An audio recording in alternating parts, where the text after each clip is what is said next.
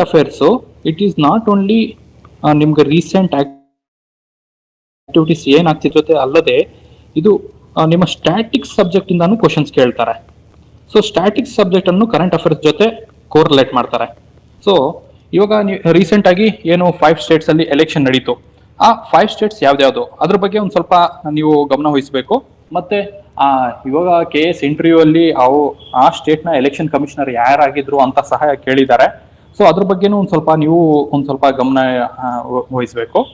So ಅದಾದ ಮೇಲೆ so ನಿಮ್ಗೆ ಗೊತ್ತಾಗ್ತಿದ್ಯಾ ಇವಾಗ ನಿಮ್ಮ ಕರೆಂಟ್ ಅಫೇರ್ಸ್ ಏನ್ ಬಂತು ಇಲ್ಲಿ 5 ಸ್ಟೇಟ್ಸ್ ಎಲೆಕ್ಷನ್ ಆಯ್ತು.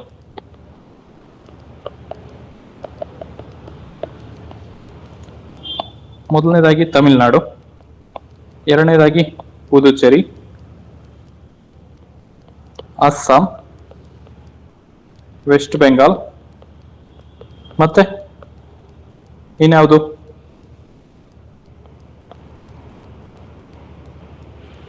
ಕೇರಳ. ಗುಡ್. ಸೊ ಈ ಒಂದು ಸ್ಟೇಟ್ಸ್ ಅಲ್ಲಿ ಎಲೆಕ್ಷನ್ ಆಗಿರುವ ಕಾರಣ ನಿಮ್ಗೆ ಈ ಒಂದು ಸ್ಟ್ಯಾಟಿಕ್ ಟಾಪಿಕ್ ಅನ್ನ ಇಲ್ಲಿಂದ ಕನೆಕ್ಟ್ ಮಾಡ್ತಾರೆ. ಸೊ ಅದನ್ನ ನೀವು ಸ್ವಲ್ಪ ಗಮನ ವಹಿಸಬೇಕು. ಹೆಂಗಂದ್ರೆ ನಿಮಗೆ ಮೋಸ್ಟ್ಲಿ ಇವಾಗ ಕ್ವಶನ್ಸ್ ಪೊಲಿಟಿಯಿಂದ ಏನೆಲ್ಲ ಕೇಳ್ಬೋದು ಅಂತ ಹೇಳಿದ್ರೆ, ಪೊಲಿಟಿಯಲ್ಲಿ ಚೀಫ್ ಎಲೆಕ್ಷನ್ ಕಮಿಷನ್ ಯಾವ ಆರ್ಟಿಕಲ್ ಅಲ್ಲಿ ಬರುತ್ತೆ, ಮತ್ತೆ ಎಲೆಕ್ಷನ್ ಕಮಿಷನ್ ಅಲ್ಲಿ ಎಷ್ಟೊಂದು ಮೆಂಬರ್ಸ್ ಇರ್ತಾರೆ,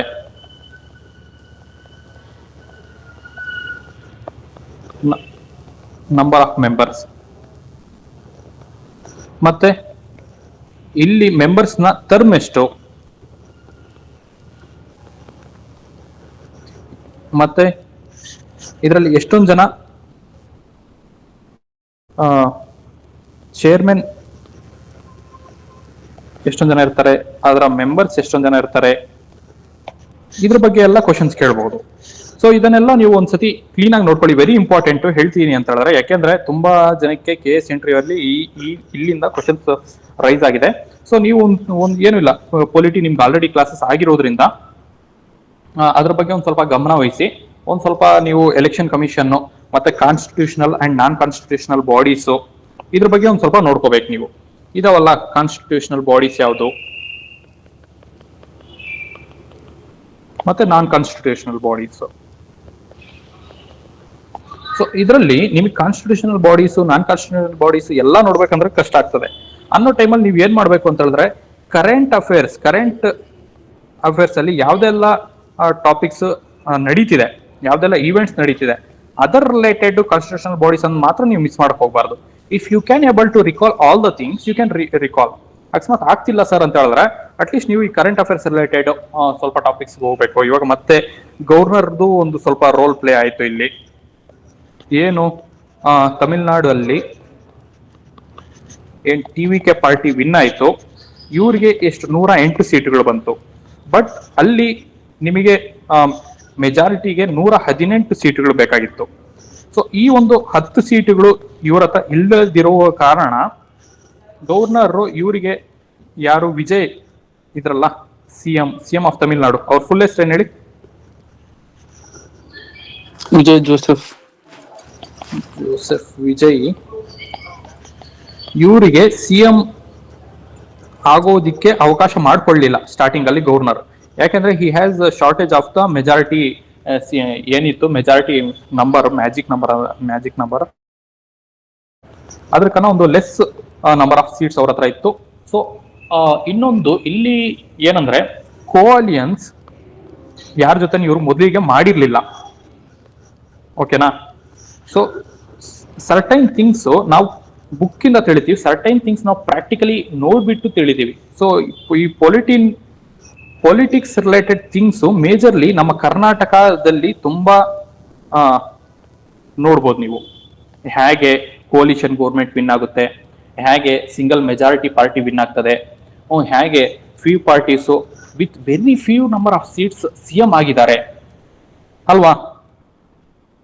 ಸೊ ನಿಮ್ಗೆಲ್ರಿಗೂ ಗೊತ್ತಿರಬೇಕು JDS very few number of seats, but when Congress and BJP having majority of the seats, ಇವರು ಯಾರ ಜೊತೆ ಅಲಿಯನ್ಸ್ ಮಾಡ್ತಾರೆ ಅವ್ರಿಗೆ ಅವ್ರ ಜೊತೆ ಅಲಿಯನ್ಸ್ ಮಾಡ್ಕೊಂಡು ಸಿಎಂ ಆಗ್ತಿದ್ರು. ಸೊ ಈ ತರ ಸಿಚುಯೇಷನ್ಸ್ ಅನ್ನೆಲ್ಲ ನಾವು ಪ್ರಾಕ್ಟಿಕಲಿ ನೋಡ್ಬಿಟ್ಟು ಕಳಿತಿದ್ವಿ. ಸೊ ಇಲ್ಲಿ ಒಂದು ನಿಮಗೆ ಇದೊಂದು ಸ್ಟ್ರಕ್ಚರ್ ಕೊಟ್ಬಿಡ್ತೀನಿ, ಬಿಕಾಸ್ ವೆರಿ ಇಂಪಾರ್ಟೆಂಟ್ ಥಿಂಗ್. ಈ ಟಾಪಿಕ್ ಮೇಲೆ ನಿಮ್ಗೆ ಕ್ವಶನ್ಸ್ ಬರ್ಬೋದು ಇನ್ ಮುಂದೆ ನಿಮ್ ಪಾಲಿಟಿಯಲ್ಲಿ. ಸೊ ಇವರಿಗೆ ಮೆಜಾರಿಟಿ ಇದ್ರೂ ಇವರಿಗೆ ಸಿಎಂ ಆಗಿ ಆಗೋದಿಕ್ಕೆ ಗವರ್ನರ್ ಅವಕಾಶ ಮಾಡ್ಕೊಡೋದಿಲ್ಲ. ಯಾಕೆಂದ್ರೆ ನಿಮಗೆ ಬೇಕಾಗಿದ್ದು ಒಂದು ಪಾರ್ಟಿ ವಿನ್ ಆಗೋದಿಕ್ಕೆ 118 ಸೀಟ್ಗಳು ತಮಿಳುನಾಡಲ್ಲಿ ಬೇಕಾಗಿತ್ತು. ಬಟ್ ಅಲ್ಲಿ ಇವ್ರು ಯಾವುದೇ ಒಂದು ಕೋಲಿಯನ್ಸ್ ಮಾಡಿರ್ಲಿಲ್ಲ ಯಾರ ಜೊತೆನು. ಆದ್ದರಿಂದ ಇವರಿಗೆ ಸಿಎಂ ಆಗಿ ಅವಕಾಶ ಮಾಡಿಕೊಟ್ಟಿಲ್ಲ. ಮತ್ತೆ ಫ್ಯೂ ಸ್ಮಾಲ್ ಪಾರ್ಟೀಸ್ ಜೊತೆ ಇವ್ರು ಸಪೋರ್ಟ್ ಮಾಡಿದ್ರು. ಓಕೆನಾ, ಸಪೋರ್ಟ್ ಮಾಡೋದು ಬೇರೆ, ಕೋಲಿಯನ್ಸ್ ಬೇರೆ. ನಿಮ್ಗೆ ಗೊತ್ತಿದೆಯಲ್ಲ, ಇವಾಗ ಮುಸ್ಲಿಂ ಲೀಗ್ ಒಂದು ಪಾರ್ಟಿ ಇದೆ, ಕಾಂಗ್ರೆಸ್ ಇದೆ. ಸೊ ಇವರ ಜೊತೆ ಇವ್ರು ಕೋಲಿಯನ್ಸ್ ಮಾಡ್ಕೊನಿಲ್ಲ, but they are supporting TVK party for a stable government. ಅರ್ಥ ಆಯ್ತಾ? ಇನ್ನೊಮ್ಮೆ ಎಕ್ಸ್ಪ್ಲೈನ್ ಮಾಡ್ಲಾ?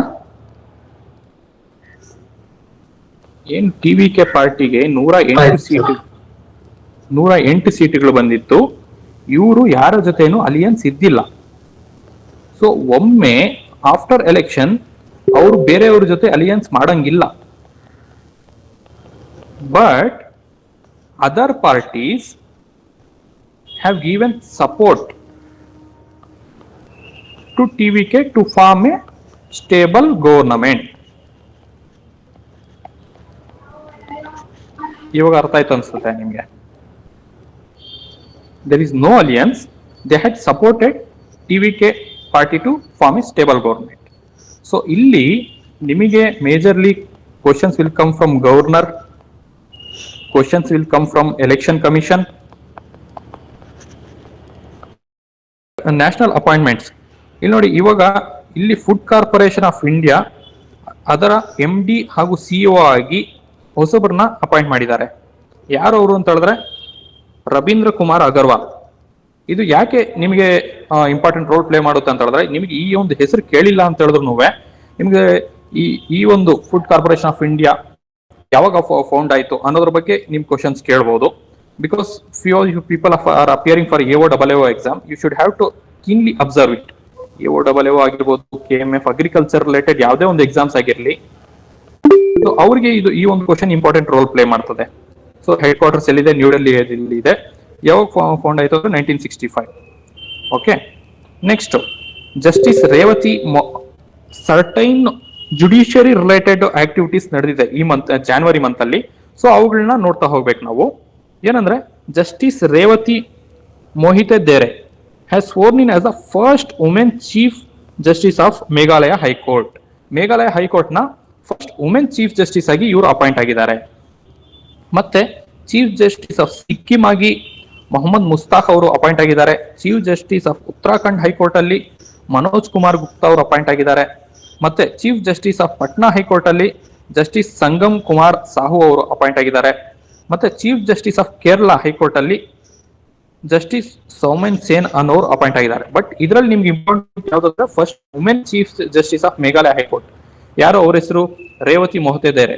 ಸೊ ಈ ಒಂದು ಕ್ವಶನ್ ನಿಮ್ಗೆ ತುಂಬಾ ಇಂಪಾರ್ಟೆಂಟ್ ಆಗ್ತದೆ, ಇದನ್ನ ನೆನಪಲ್ಲಿಟ್ಕೊಳ್ಳಿ. ಮತ್ತೆ ಚೀಫ್ ಜಸ್ಟಿಸ್ ಆಫ್ ಕರ್ನಾಟಕ ಯಾರು ಅಂತ ಗೊತ್ತಾ? ಸೊ ಇಲ್ಲಿ ನೋಡಿ, ಇಷ್ಟೊಂದೆಲ್ಲ ಚೇಂಜಸ್ ಆಗುವಾಗ ನಿಮಗೆ ಕರ್ನಾಟಕದಿಂದ ಕೇಳ್ಬಿಟ್ರೆ, ಸೊ ಇದೊಂದು ಹೆಸರು ಮತ್ತೆ ಕರ್ನಾಟಕ ಚೀಫ್ ಜಸ್ಟಿಸ್ ಹೆಸರು ನೆನಪಲ್ಲಿ ಇಟ್ಕೊಳ್ಳೋದು ತುಂಬಾ ಒಳ್ಳೇದು ಫಾರ್ ಯುವರ್ ಎಕ್ಸಾಮ್. ಸೊ ಇವಾಗ ಲೀಗಲ್ ಎಕ್ಸಾಮ್ಸ್ ಬರೀತಿದ್ದೀರಿ ಫೀ ಮೆಂಬರ್ಸ್, ಅದರಲ್ಲಿ ಸೆಕ್ಷನ್ ಆಫೀಸರ್ ಆಗಿರ್ಬೋದು, ಸಿವಿಲ್ ಜಡ್ಜ್ ಆಗಿರ್ಬೋದು, ಇವರಿಗೆ ಈ ಏರಿಯಾದಿಂದ ಕ್ವಶನ್ಸ್ ಬರೋ ಸಾಧ್ಯತೆಗಳು ತುಂಬಾ ಜಾಸ್ತಿ ಇರ್ತದೆ. ಚೀಫ್ ಜಸ್ಟಿಸ್ ಆಫ್ ಕೇರಳ ಅಲ್ಲ, ಇದು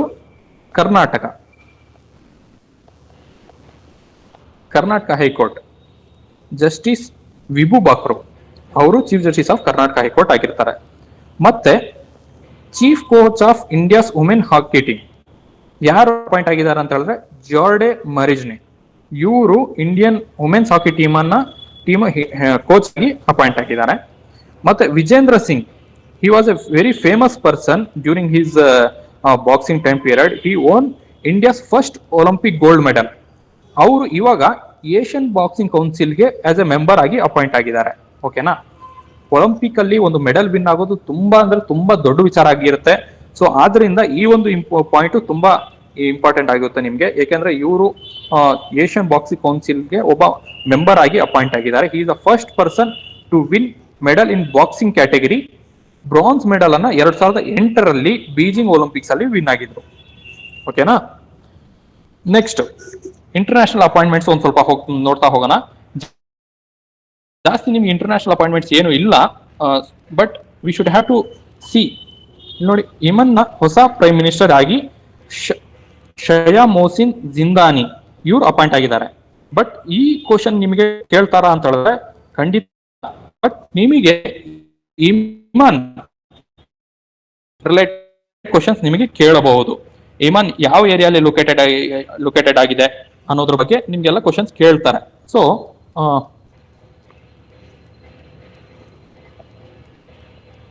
ಇಮಾನ್ ನಡುವೆ ಗಲ್ಫ್ ಆಫ್ ಏಡನ್ ಬರ್ತದೆ ಈ ಕಡೆ, ಮತ್ತೆ ರೆಡ್ ಸಿ ಬರ್ತದೆ.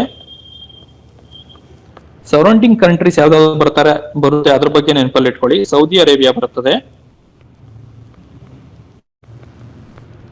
ಮತ್ತೆ ಈ ಕಡೆ ಒಮಾನ್ ಬರ್ತದೆ,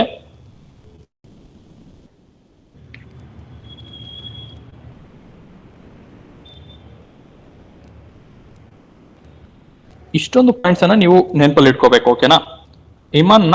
this is Imman.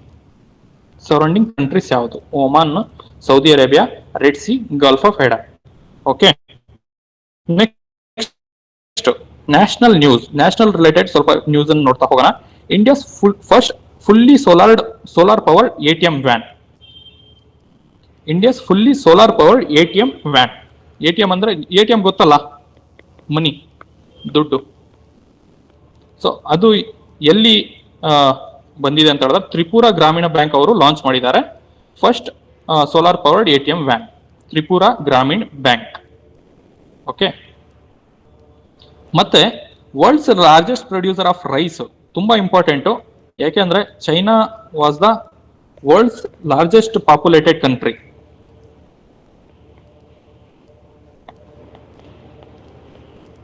Largest populated country ಆಗಿತ್ತು. But India has overtook it ಅಲ್ವಾ, ನಿಮ್ಗೆಲ್ರಿಗೂ ಗೊತ್ತಿರೋ ಹಾಗೆ. ಮತ್ತೆ ರೈಸ್ ಅನ್ನ ಸಹ ಚೈನಾ ಬಟ್ ಇಂಡಿಯಾ ಅದರಲ್ಲಿ ಸಹ ಓವರ್ಟೇಕ್ ಮಾಡಿದೆ. India becomes world's largest rice producer, surpassing China. ಓಕೆನಾ. ಮತ್ತೆ India's first Vande Bharat sleeper train. India's first Vande Bharat sleeper train was flagged on 17 January. ಇದು ಡೇಟ್ ಏನು ನಿಮ್ಗೆ ಬೇಕಾಗಿಲ್ಲ. ಇದು ಯಾವುದರ ನಡುವೆ ಸ್ಟಾರ್ಟ್ ಆಗಿದೆ ಇದು ಸ್ವಲ್ಪ ಇಂಪಾರ್ಟೆಂಟ್ ಆಗ್ತದೆ. ಹೌರಾ ಸ್ಟೇಷನ್ ಇನ್ ವೆಸ್ಟ್ ಬೆಂಗಾಲ್ ಇಂದ ಗುವಾಹಟಿ ಇನ್ ಅಸ್ಸಾಂ, ಇದಕ್ಕೆ ಕನೆಕ್ಟ್ ಮಾಡಿ first Vande Bharat sleeper train. Assam ಅನ್ನು ನೆನಪಲ್ಲಿ ಇಟ್ಕೊಳ್ಳಿ, ಮತ್ತೆ ವೆಸ್ಟ್ ಬೆಂಗಾಲ್ ಅನ್ನ ನೆನಪಲ್ಲಿ ಇಟ್ಕೊಳ್ಳಿ. ನಿಮ್ಗೆ ಸ್ಟೇಟ್ಸ್ ಕೇಳಿಲ್ಲ, ಇನ್ನ ಸ್ವಲ್ಪ ಡಿಫಿಕಲ್ಟ್ ಮಾಡ್ಬೇಕಂತ ಹೇಳಿದ್ರೆ ಇನ್ ಬಿಟ್ವೀನ್ ವಿಚ್ ಪ್ಲೇಸಸ್ ಅಂತ ಕೇಳ್ಬಹುದು. ಹೌರಾ ಆದ್ಮೇಲೆ ಎಲ್ಲಿ ಕನೆಕ್ಟ್ ಮಾಡ್ತದೆ ಅಂತ ಹೇಳಿದ್ರೆ ಕಾಮಾಖ್ಯ. ಕಾಮಾಖ್ಯ ಎಲ್ಲಿ ಬರುತ್ತೆ? ಅಸ್ಸಾಂ ಅಲ್ಲಿ ಬರ್ತದೆ. ಹೌರಾ ವೆಸ್ಟ್ ಬೆಂಗಾಲ್ ಅಲ್ಲಿ ಬರ್ತದೆ. ಓಕೆನಾ. ಇಂಟರ್ನ್ಯಾಷನಲ್ ನ್ಯೂಸ್ ಒಂದ್ ಸ್ವಲ್ಪ ಇಂಪಾರ್ಟೆಂಟ್ ನ್ಯೂಸ್ ಗಳಿದಾವೆ, ಅದನ್ನ ಸ್ವಲ್ಪ ನೋಡ್ತಾ ಹೋಗೋಣ. Now what had been happen is Israel giving their countries peace prize for Donald Trump. ಓಕೆನಾ. ಇಸ್ರಾಯಲ್ನ prime minister Benjamin Netanyahu has announced that he will be awarding Israel's peace prize for Donald Trump. ಮತ್ತೆ banning social media has been banned for the children below 15 years of age. So many countries have took this initiative, but ಅದರಲ್ಲಿ ಜಾನ್ವರಿಯಲ್ಲಿ ಯಾವ country ban ಮಾಡಿದೆ ಅಂದ್ರೆ France. So ಇದರ ನಡುವೆ certain other countries have also banned social media for the kids below 15 ಆಗಿರ್ಬೋದು, 16 ಆಗಿರ್ಬೋದು. ಅದರಲ್ಲಿ ಯಾವ್ದು ಅಂತ ಹೇಳಿದ್ರೆ ಆಸ್ಟ್ರೇಲಿಯಾ ಸಹ ಸರ್ಟೈನ್ ಸೋಷಿಯಲ್ ಮೀಡಿಯಾ ಪ್ಲಾಟ್ಫಾರ್ಮ್ಸ್ ಅನ್ನು ಬ್ಯಾನ್ ಮಾಡಿದೆ. ಮತ್ತೆ ಇಂಡೋನೇಷ್ಯಾ ಬ್ಯಾನ್ ಮಾಡಿದೆ. ಮತ್ತೆ ಫ್ರಾನ್ಸ್, ನಾರ್ವೆ, ಈ ಒಂದು 4 ಕಂಟ್ರೀಸ್ ಅನ್ನ ನೆನಪಲ್ಲಿ ಇಟ್ಕೊಳ್ಳಿ. These are the countries which banned social media for the kids below 15 or 16 years of age. Okay. Next, so again Donald Trump country has formally which country has formally withdrawn from WHO ಅಂತ ಹೇಳಿದ್ರೆ United States WHO ಇಂದ officially withdraw ಆಗಿದೆ. ಇವ್ರಿಗೆ 1 year notice period ಅಂತ ಕೊಟ್ಟಿರ್ತಾರೆ. ಆ ಒಂದು notice period ಇವಾಗ ಅಫಿಷಿಯಲಿ ಎಂಡ್ ಆಗಿದೆ. So they are no more the part of okay. Next, Weimar triangle format. It is a political association between the countries, political association. So ಇದು ಯಾವ್ಯಾವ್ದ್ರ ನಡುವೆ ಇದೆ ಅಂತ ಹೇಳಿದ್ರೆ ಜರ್ಮನಿ ಮತ್ತೆ ಫ್ರಾನ್ಸ್, ಪೋಲ್ಯಾಂಡ್. ಏನಿಲ್ಲ, ವೇಮರ್ ಟ್ರಯಾಂಗಲ್ ಅಂದ್ರೆ ಏನು? What is Weimar triangle? Option 1 geographical association,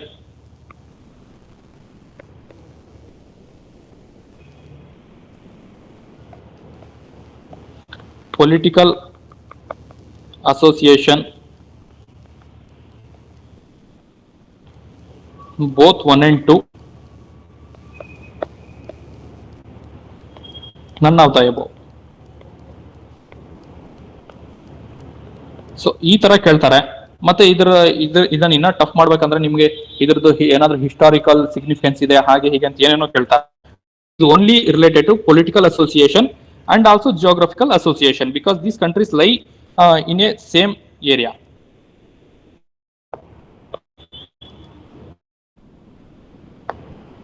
External Affairs Minister Jaishankar led India's first participation in Weimar Triangle dialogue. The Weimar Triangle is a regional political grouping. ನೋಡಿ, ಇದು ರೀಜನಲ್ ಅಂದ್ರೆ geographical ಬಂತು ನಿಮಗೆ. ನೆಕ್ಸ್ಟ್ ಪೊಲಿಟಿಕಲ್ ಗ್ರೂಪಿಂಗ್ ಅಂದ್ರೆ political ಸ್ಟೆಬಿಲಿಟಿಗೆ ಆಗಿರ್ಬೋದು, ಮತ್ತೆ ನಿಮಗೆ geographical ಏನಾದ್ರು ಸ್ಟೆಬಿಲಿಟಿಗೆ ಆಗಿರ್ಬೋದು. ಈ ಒಂದು ಟ್ರಯಾಂಗಲ್ ಫಾರ್ಮ್ ಮಾಡಿದ್ದಾರೆ between France, Germany and Poland. Okay. Next, US led board of peace proposed by Donald Trump. Again, Donald Trump is in the news. So ಈ ಬಾರಿ ಏನ್ ಮಾಡ್ತೀಯಾನಂದ್ರೆ he is starting this board of peace against United Nations. ನಿಮ್ಗೆಲ್ರಿಗೂ ಗೊತ್ತಿದೆಯಲ್ಲ, ನಿಮ್ ಲೈಫಲ್ಲಿ when you are entering to the competitive field, one or other form you have come across United Nations. ಇದರಲ್ಲಿ different organisation ಇದೆ, ಚೀಫ್ ಜಸ್ಟಿಸ್ ರಿಲೇಟೆಡ್ ಇದೆ, ಮತ್ತೆ ನಿಮಗೆ health related ಇದೆ. There are so many branches in United Nations. So ಅದಕ್ಕೆ against ಆಗಿ he is starting his own association, that is board of piece, started by Donald Trump. Israel will join board of peace proposed and chaired by US, led by Donald Trump. The board of peace is designed to supervise Gaza ceasefire.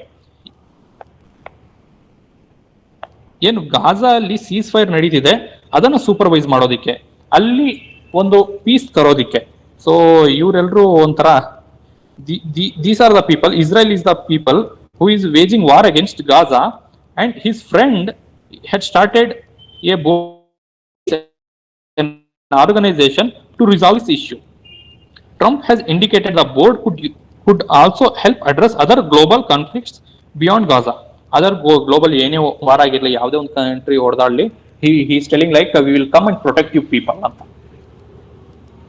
ಮತ್ತೆ high seas treaty that came into force in January 2026. So first of all we should have to know what is high seas. Okay, high seas is the area, ಒಂದು coastal area ಅನ್ಕೊಳ್ಳಿ. Coastal area ಆದ ಮೇಲೆ certain extent ಅವರಿಗೆ 12 nautical miles ಬರ್ತದಲ್ಲ, 12 nautical miles ಅಂದ್ರೆ it's the measurement area. Nautical miles ಇದನ್ನು territorial C ಅಂತ ಕರೀತಾರೆ. So a country which is having a border with the ocean up to 12 nautical miles, they have all the jurisdictional rights on it. Next, ಇದಾದ ಮೇಲೆ ನಿಮಗೆ 200 nautical miles ವರೆಗೆ ಇದು ಇಲ್ಲಿನೂ you have rights, but not up to that extent which you have below 12 nautical miles. ಇದಾದ ಮೇಲೆ ಏನೆಲ್ಲ ocean ಬರುತ್ತೆ, it is not belong to any country. So ಇದು ಹೈ ಸೀಸ್ ಅಂತಾರೆ. ಆಫ್ಟರ್ 200 ನಾಟಿಕಲ್ ಮೈಲ್ಸ್ ಅನ್ನ.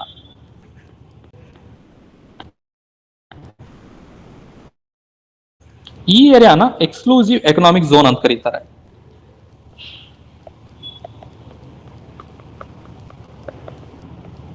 So any country having a border up to 200 nautical miles, they can extract the content like ನಿಮಗೆ mining ಆಗಿರಬಹುದು ocean ಅಲ್ಲಿ ಏನಾದರೂ ಬೇಕಾದರೂ they can do up to 200 nautical miles. But beyond treaty that came into force in January 2026, it is important because it is one of the first of its form. The world's first legally binding high seas treaty came into force on 17 January 2026. ಇದರಿಂದ ನಿಮಗೆ question ಬರುವ ಸಾಧ್ಯತೆಗಳು ತುಂಬಾ ಜಾಸ್ತಿ ಇದೆ. The treaty aims to protect oceans beyond national jurisdiction. National jurisdiction ಅಂದ್ರೆ 200 nautical miles ಇರ್ತದಲ್ಲ, ಅದ್ರ ಬಿಯಾಂಡ್ ಏನು ಹೈ ಸೀಸ್ ಬರ್ತದೋ ಅದರ್ ರಿಲೇಟೆಡ್ ಆಕ್ಟಿವಿಟೀಸ್ ಅನ್ನ ಈ ಒಂದು ಟ್ರೀಟಿ ಡೀಲ್ ಮಾಡ್ತದೆ. India has signed but not yet ratified the treaty. ಅಂದ್ರೆ ಇಂಡಿಯಾ ಸೈನ್ ಮಾಡಿದೆ ಬಟ್ ಪ್ರಾಕ್ಟಿಕಲಿ ಎನ್ಫೋರ್ಸ್ ಮಾಡಿಲ್ಲ. Okay, the treaty is officially called as the Agreement of the Conservation and Sustainable Use of Marine Biological Diversity of Area Beyond National Jurisdiction. ಇದನ್ನ short form ಆಗಿ BBNJ ಅಂತ ಕರೀತಾರೆ. Okay, next state and union territories news ನೋಡ್ತಾ ಹೋಗೋಣ. ಇದರಲ್ಲಿ state and union territories important news ಇರ್ತದೆ. So ಕರ್ನಾಟಕದ major ಇರೋದಿಲ್ಲ, ಯಾಕೆಂದ್ರೆ ಕರ್ನಾಟಕದ will cover it in coming days.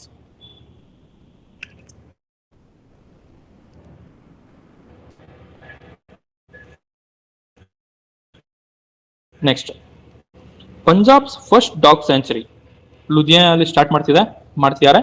ಮತ್ತೆ 2026 as the year of agriculture. ಏನಕ್ಕೆ ಇನ್ಕ್ಲೂಡ್ ಮಾಡಿದೀನಿ ಅಂತ ನಿಮ್ಗೆ ಅರ್ಥ ಆಗ್ತಾ ಇರ್ಬೋದು.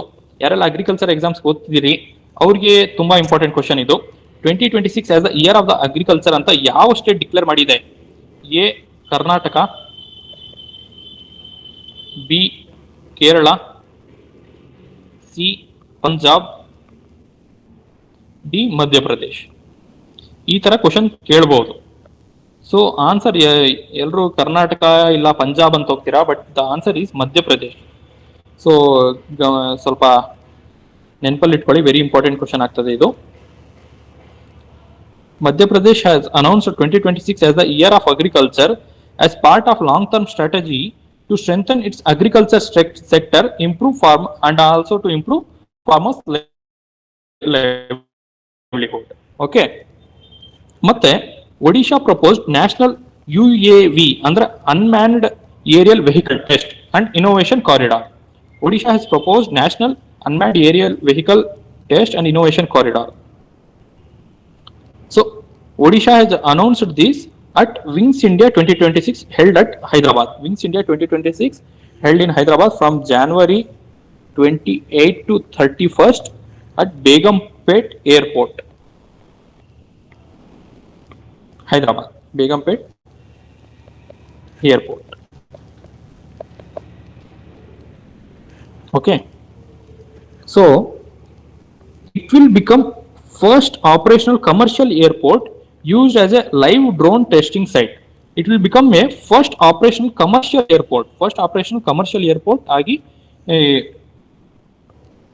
ಇದಾಗ್ತದೆ. The airport name is Rangilunda Airport in Ganjam district. Okay. Next, menopause clinics in government hospitals. Government hospitals ಅಲ್ಲಿ ಮೆನುಪಾಸ್ ಏನು ವುಮೆನ್ಸ್ಗೆ ಮಂತ್ಲಿ ಸೈಕಲ್ಸ್ ಆಗ್ತದೆ. So menopause is the stage where monthly cycle stop ಆಗೋ ಸ್ಟೇಜ್ ಅನ್ನ menopause ಅಂತ ಹೇಳ್ತಾರೆ. Monthly cycle stop ಆಗ್ತದಲ್ಲ, after certain age ಆದಂಗೆ ಓಲ್ಡ್ ಏಜ್ ಅಲ್ಲಿ ಮೆನುಪಾಸ್ ಸ್ಟಾಪ್ ಆಗ್ತದೆ. Government hospital. Maharashtra is the first Indian state to set up dedicated menopause clinics in government hospitals and urban health facilities. So ನೋಡಿ, ನಿಮಗೆ majorly questions ಏನು vulnerable communities ಇರ್ತಾರೆ ಅಲ್ಲಿಂದ questions ಬರುವ ಸಾಧ್ಯತೆಗಳು ತುಂಬಾ ಜಾಸ್ತಿ ಇರ್ತದೆ. ಈ ವಲ್ನರಬಲ್ ಕಮ್ಯುನಿಟೀಸ್ ಯಾರ್ಯಾರು ಬರ್ತಾರೆ ಅಂದ್ರೆ ಇದರಲ್ಲಿ ಕಿಡ್ಸ್ ಆಗಿರ್ಬೋದು, ವುಮೆನ್ಸ್ ಆಗಿರ್ಬೋದು, ಓಲ್ಡ್ ಏಜ್ ಪರ್ಸನ್ಸ್ ಆಗಿರ್ಬೋದು, ಮತ್ತೆ ಫಿಸಿಕಲಿ ಹ್ಯಾಂಡಿಕ್ಯಾಪ್ಡ್ ಪರ್ಸನ್ಸ್ ಆಗಿರ್ಬೋದು, ಮತ್ತೆ SC ST ಕಮ್ಯುನಿಟಿ ಆಗಿರ್ಬೋದು. ಸೊ ಇವರ ಮೇಲೆ ಕ್ವಶನ್ಸ್ ಏನಾದ್ರು ಕರೆಂಟ್ ಅಫೇರ್ಸ್ ಅಲ್ಲಿ ಬಂದಿದೆ ಅಂದ್ರೆ you should have to go through it in a very proper manner, because from here the questions bound to come. Menopause is a natural part of aging and marks the end of your reproductive years. ಅಂದ್ರೆ egg release ಆಗೋದು ಎಲ್ಲ stop ಆಗ್ತದೆ. India's first bio happy district. Bio happy district ಅಂತ ಹೇಳಿದ್ರೆ ಏನು? Bio happy ಅಂದ್ರೆ man living happily with the nature by not destroying it. Okay. Keyi Panyor district of Arunachal Pradesh is being developed as India's first biohappy district. Biohappiness links human well-being with biodiversity. Biodiversity conserve ಆಗಬೇಕು, human ನ well-being ಅದು ಆಗಬೇಕು, and sustainable resource usage. Okay.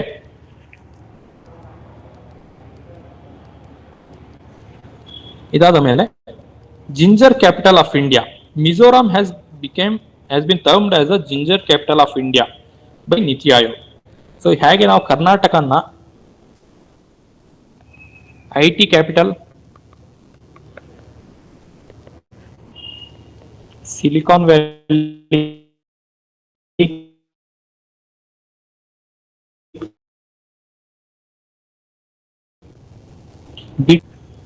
ಅಂತ ಕರಿತೀವಿ, on the same line ಮಿಜೋರಾಮನ ginger capital of India ಅಂತ ಕರಿತೀವಿ. Okay. Next Aralam butterfly sanctuary.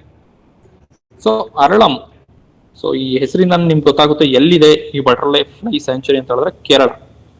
Kerala government has officially renamed Aralam wildlife sanctuary as the Aralam butterfly sanctuary. ಏನು ವೈಲ್ಡ್ ಲೈಫ್ ಸ್ಯಾಂಕ್ಚುರಿ ಅಂತ ಕರಿತಿದ್ರು ಅದನ್ನ name change ಮಾಡಿಬಿಟ್ಟು ಬಟರ್ಫ್ಲೈ ಸ್ಯಾಂಕ್ಚುರಿ ಅಂತ ರೀನೇಮ್ ಮಾಡಿದ್ದಾರೆ, making it as the first butterfly sanctuary in the state of Kerala. Okay. ಮತ್ತೆ ನಮ್ಮ ಕರ್ನಾಟಕದಲ್ಲಿ ಪ್ರೆಸೆಂಟ್ಲಿ 30 ವೈಲ್ಡ್ ಲೈಫ್ ಸ್ಯಾಂಕ್ಚುರೀಸ್ ಇದಾವೆ, ಮತ್ತೆ 5 ನ್ಯಾಷನಲ್ ಪಾರ್ಕ್ಸ್ ಇದಾವೆ.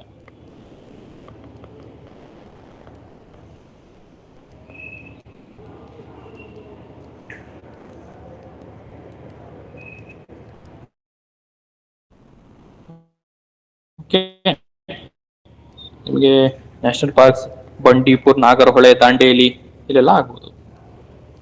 Next India's first fully paperless district court. Fully paperless ಅಂದ್ರೆ they are not using any kind of papers, it's completely digital ಆಗಿರುವ paperless district court ಯಾವುದು ಅಂತ ಹೇಳಿದ್ರೆ it is located in Wayanad district of Kerala. Okay. Inaugurated on January 2026. Next India's first hydrogen powered train. India's first hydrogen powered train ಎಲ್ಲಿದೆ ಅಂತ ಹೇಳಿದ್ರೆ Haryana has set to witness the launch of India's first hydrogen powered train. Very important, ನೆನಪಲ್ಲಿ ಇಟ್ಕೊಳ್ಳಿ, hydrogen powered. Okay. ಮತ್ತೆ ಸ್ವಲ್ಪ important events and summits ಅನ್ನು ನೋಡ್ತಾ ಹೋಗೋಣ of January month. Second global Buddhist summit ಎಲ್ಲಾಯ್ತು ಅಂತ ಹೇಳಿದ್ರೆ ನ್ಯೂ ಡೆಲ್ಲಿ ಆಯ್ತು. ಭರತ ಮಂಡಲಂ ಅಂದ್ರೆ ಇಟ್ಸ್ ಎ ಪ್ಲೇಸ್, ಪಾರ್ಲಿಮೆಂಟ್ ಹತ್ರ ಇರುವ ಒಂದು ಪ್ಲೇಸ್ ಅಷ್ಟೇ ಇದು. ಸೆಕೆಂಡ್ ಬುದ್ಧಿಸ್ಟ್ ಕೌನ್ಸಿಲ್ ನ್ಯೂ ಡೆಲ್ಲಿಯಲ್ಲಿ ನಡೆಯುತ್ತೆ. So it is organised by the international Buddhist confederation in collaboration with ministry of culture. Questions ಹೆಂಗ್ ಬರ್ಬೋದು ಅಂತ ಹೇಳಿದ್ರೆ international Buddhist council has been organised by IBC plus ministry of culture. ಇದ್ರ basis ಮೇಲೆ ಇಲ್ಲಿ ಬೇರೆ ಮಿನಿಸ್ಟ್ರಿ ಯಾವ್ದಾದ್ರು ಕೊಟ್ಬಿಡೋದು, ಈ ತರ ಕ್ವಶನ್ಸ್ ಹೇಳ್ತಾರೆ. ಸೊ ಇದನ್ನ ನೆನಪಲ್ಲಿ ಇಟ್ಕೊಳ್ಳಿ. ಫಸ್ಟ್ ಸಮಿಟ್ ಯಾವಾಗ ಹೆಲ್ಡ್ ಆಯ್ತು ಅಂತ ಹೇಳಿದ್ರೆ 2023 ಅಲ್ಲಿ first Buddhist council, international Buddhist council federation held ಆಯ್ತು. Next official logo for India's BRICS presidency. India's BRICS presidency official logo reveal ಆಗಿದೆ. ನೋಡಿ, ಇಟ್ ಈಸ್ ಹ್ಯಾವಿಂಗ್ ಪೆಟಲ್ಸ್ ಇದಾವೆ. So in different colours So this is the official logo of BRICS. It has been launched by our External Affairs Minister Jaishankar. The official logo for India's BRICS Presidency 2026 launched by External Affairs Minister S. Jaishankar. India will assume the BRICS presidency in 2026. BRICS ಅಂದ್ರೆ ಯಾವ್ಯಾವ countries ಬರ್ತದೆ? The 10 countries are Brazil, China, Egypt, Ethiopia, India, Indonesia, Iran, Russia, South Africa, United Arab Emirates. Okay. The 2026 year marks 20 years of BRICS formation. Okay. ಇದುವರೆಗೆ 20 ವರ್ಷ ಆಗಿದೆ. So ಇಲ್ಲಿಂದಾನು important questions ಬರುವ ಸಾಧ್ಯತೆಗಳು ತುಂಬಾ ಜಾಸ್ತಿ ಇದಾವೆ. ಇದರ ಥೀಮ್ ಅನ್ನು ಮಾತ್ರ ಮರೆಯಕ್ಕೆ ಹೋಗಬೇಡಿ. Theme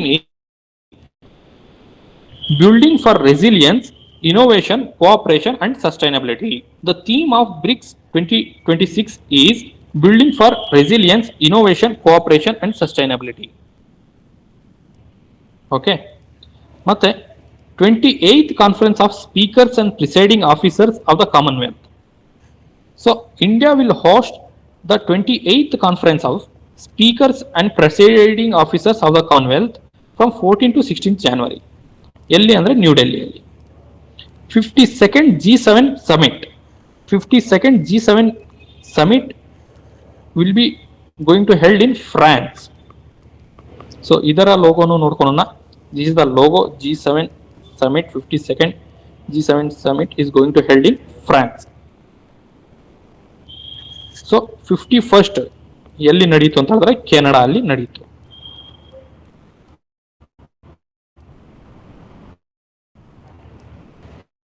next national and state schemes ಅಂದ್ರೆ ಇಷ್ಟೊಂದು ಏನು ಇಂಪಾರ್ಟೆಂಟ್ ಇಲ್ಲ, ಬೇರೆ ಸ್ಟೇಟ್ ಒಂದು ಸ್ವಲ್ಪ ನೋಡೋಣ ಅಷ್ಟೇ. ಬಿಕಾಸ್ ನಮ್ಮ ಸ್ಟೇಟ್ ನಿಮಗೆ ಮೇಜರ್ಲಿ ಎಕ್ಸಾಮ್ ಅಲ್ಲಿ ಬರೋದು. ನಮೋ ಲಕ್ಷ್ಮಿ ಸ್ಕೀಮ್ ಅಂತ ಗುಜರಾತ್ ಗೌರ್ಮೆಂಟ್ ಇಂದ ಲಾಂಚ್ ಮಾಡಿದ್ದಾರೆ. ಸೊ ಇದರಲ್ಲಿ ಏನ್ ಮಾಡ್ತಾರೆ ಅಂತ ಹೇಳಿದ್ರೆ ಒಂದು 12 ಲಕ್ಷ ಗರ್ಲ್ ಸ್ಟೂಡೆಂಟ್ಗೆ ಸ್ಟಡಿಂಗ್ ಇನ್ ಕ್ಲಾಸ್ 9 and 10, 12 ಅವ್ರಿಗೆ ಕೊಡ್ತಾರೆ. Each eligible girl will receive 50,000 over 4 years. ಪ್ರತಿ 4 yearsಗೆ ಅಂದ್ರೆ ಕಂಟಿನ್ಯೂಸ್ 4 yearsಗೆ 50,000 ಆಗಿ ನಿಮಗೆ ಅಮೌಂಟ್ ಸಿಗ್ತಾ ಹೋಗ್ತದೆ from class 9 to class 12. So ಇದು 12 ಲಕ್ಷ ಗರ್ಲ್ಸ್ಗೆ, ನಾಟ್ ಅಮೌಂಟ್. 12 lakh ಗರ್ಲ್ಸ್ಗೆ 50,000 ಆಗಿ 9, 10, 11, 12 ಅಂದ್ರೆ ಟೋಟಲಿ 2 ಲಕ್ಷ ಸಿಗ್ತದೆ. ಮತ್ತೆ ಫ್ಯೂ ಇಂಪಾರ್ಟೆಂಟ್ ಇಂಡೆಕ್ಸಸ್ ನಾವು ನೋಡ್ತಾ ಹೋಗೋಣ, ಬಿಕಾಸ್ ಇಲ್ಲಿ ನಾನು ತುಂಬಾ ಕ್ವಶನ್ಸ್ ಬರುವ ಸಾಧ್ಯತೆಗಳಿದ್ದಾವೆ. Henley passport index. ಸೊ ಇಂಡಿಯಾನ ranking in Henley passport index has been improved to 80. Okay.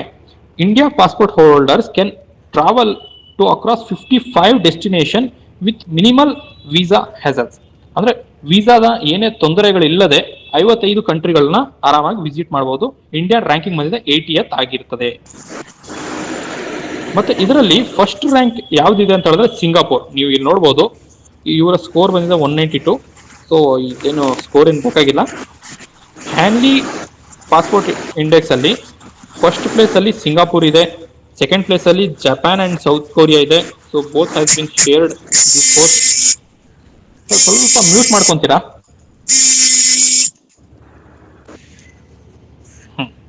Third place ಅಲ್ಲಿ ಡೆನ್ಮಾರ್ಕ್ ಇದೆ. ಇಂಡಿಯಾ ಬಂದಿದೆ 88th ಪ್ಲೇಸ್ ಅಲ್ಲಿ ಇದೆ.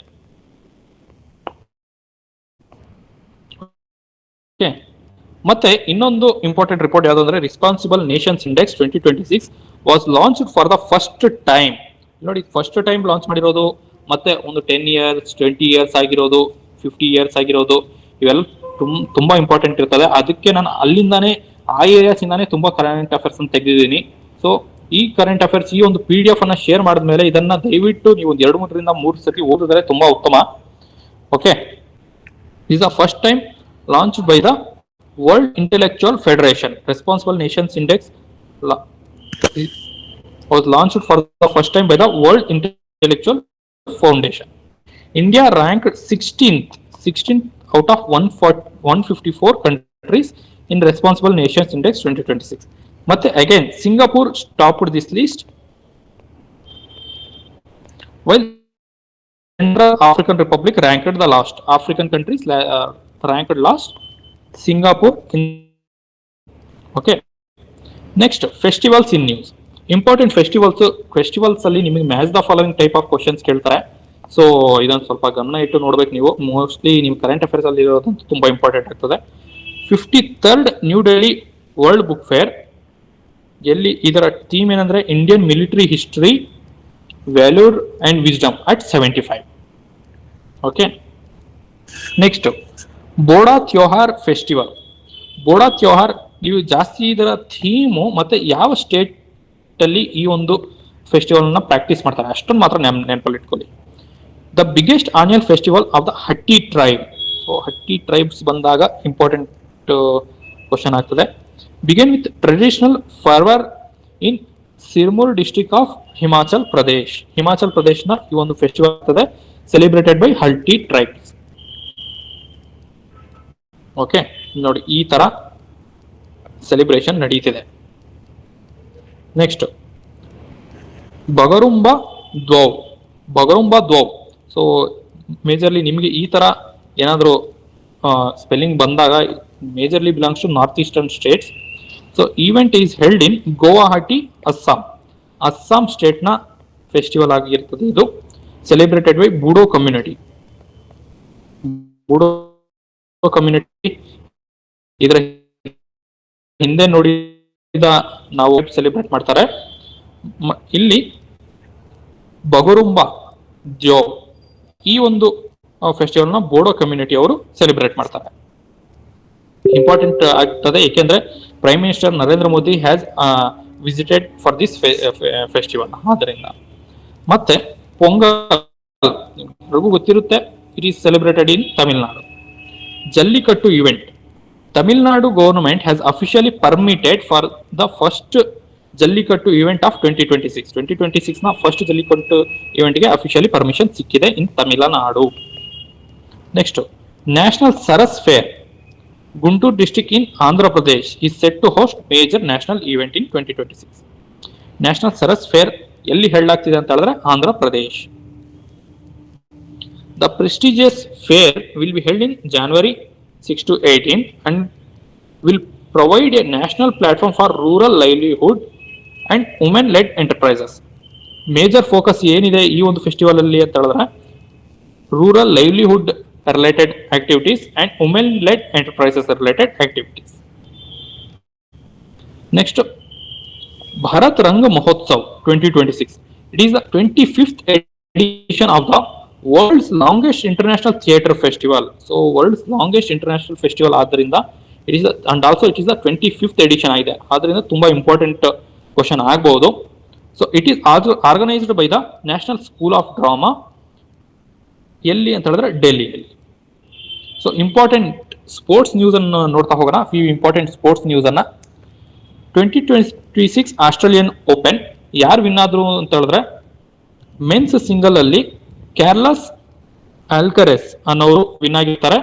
ವುಮೆನ್ ಸಿಂಗಲ್ ಚಾಂಪಿಯನ್ಶಿಪ್ ಅಲ್ಲಿ ರೈಬಕಿನಾ ಇವರು ವಿನ್ ಆಗಿದ್ದಾರೆ. Okay, next world rapid blitz chess championship. Rapid and blitz ಈ ತರ ಕೇಳ್ಬಿಟ್ಟು to which sports it belongs? A, horse riding. B, cricket.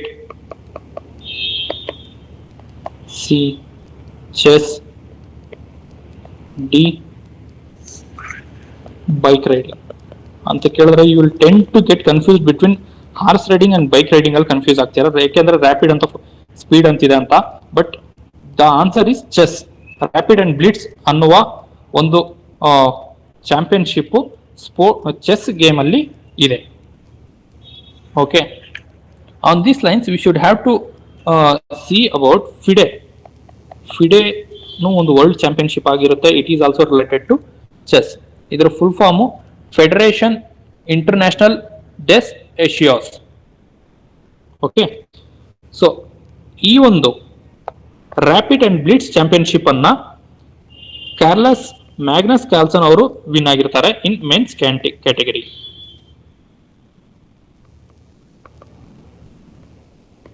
And this is for the 9th time he is winning it. ಮತ್ತೆ women's ಕ್ಯಾಟಗರಿಯಲ್ಲಿ same title ಅನ್ನ grandmaster Bibisara Assaubayeva ಸ್ವಲ್ಪ pronunciation problem ಆಗ್ತದೆ, from Kazakhstan has won this championship in women's category. Okay, next Khelo India beach games 2026. Guys ಎಲ್ರಿಗೂ ಓಕೆನಾ audio video? Sir okay, ಯಾರಾದ್ರೂ ಒಂದ್ ಸ್ವಲ್ಪ ಆಪ್ ಆಕ್ಸೆಸ್ ಕೊಟ್ಟಿದೀವಲ್ಲ, ಒಂದ್ ಸ್ವಲ್ಪ ಆಪ್ ಅಲ್ಲಿ ನೀವು ನೋಡಿದ್ರೆ ತುಂಬಾ ಚೆನ್ನಾಗಿರ್ತದೆ. ಇಬ್ಬರು ನೋಡಿ, ಗೂಗಲ್ ಮೀಟ್ ಬಿಟ್ಟು ಆಪ್ ಅಲ್ಲಿ ನೋಡಿ, ಇನ್ನ ನಿಮ್ಗೆ ಒಳ್ಳೆ ಕ್ವಾಲಿಟಿ, ನಿಮ್ಗೆ ವಿಡಿಯೋ ಆಡಿಯೋ ಕ್ವಾಲಿಟಿ ಇನ್ನ ತುಂಬಾ ಚೆನ್ನಾಗಿರ್ತದೆ. ಯಾರಿಗಾದ್ರೂ ಇಲ್ಲಿ ತೊಂದರೆ ಆಗ್ತಿದ್ರೆ try to open it in the app. Okay, Khelo India beach games very important because ಇಲ್ಲಿ Karnataka has top this list. ಕಾಣ್ತಿದ್ಯಾ? Karnataka has won 3 gold medals, 2 silver medals and 6 bronze medals. Totally 11 medals win ಆಗಿದ್ದಾರೆ. So Karnataka is topping this list. Second place ಅಲ್ಲಿ Tamil Nadu, third place ಅಲ್ಲಿ ಮಣಿಪುರ್ ಇದೆ. Khelo India beach game 2026 ಹೇಳಿ sir,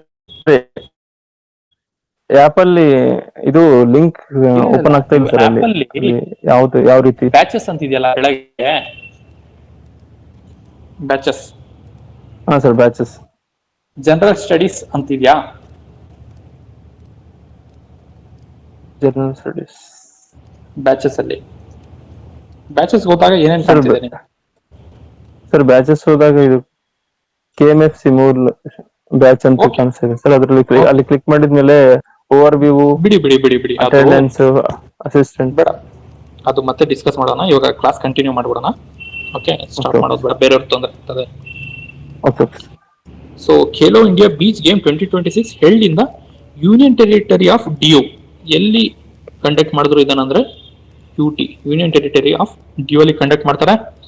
and Karnataka emerged as the top of the list with 3 gold, 2 silver and 6 bronze medals.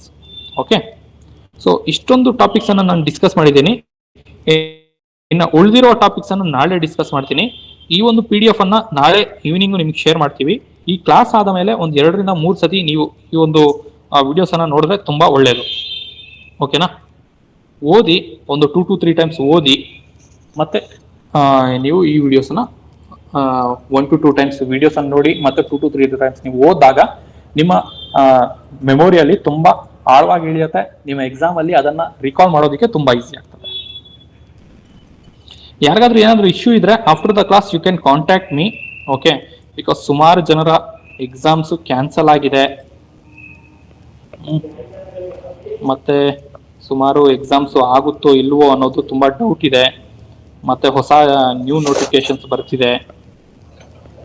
ಗೊಂದಲದಲ್ಲಿ ಇರಬೇಡಿ. ಈ 4 to 5 months will decide your future. So ದಯವಿಟ್ಟು focus ಮಾಡಿ, ನಿಮ್ಮ exam ಅತಿ ಶೀಘ್ರದಲ್ಲಿ ಆಗ್ತದೆ. ಎಂಡ್ ಅಪ್ ಮಾಡೋಣ ಕ್ಲಾಸ್ ಅನ್ನ. Sir, thank you everyone. Thank you sir. Welcome. Thank you sir. Welcome guys. Thank you, sir. Welcome.